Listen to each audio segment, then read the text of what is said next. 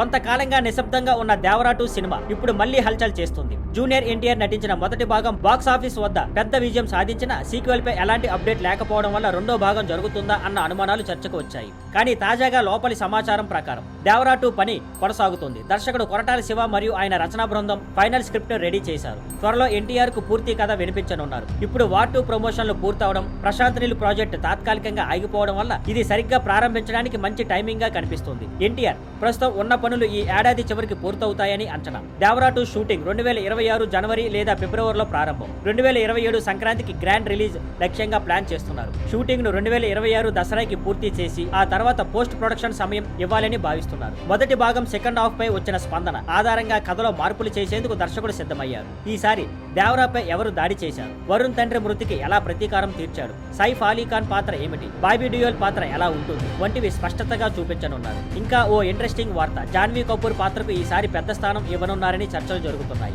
అయితే షూటింగ్ డేట్లు ఖరారైన తర్వాతే ఫైనల్ కాస్టింగ్ నిర్ణయాలు తీసుకుంటారు. మొత్తానికి దేవరా 2 పై మళ్లీ హైప్ మొదలైంది. ఎన్టీఆర్ అభిమానులు కళ్ళన్నీ ఈ ప్రాజెక్ట్ మీదే. Thank you for watching. Please like, share and subscribe.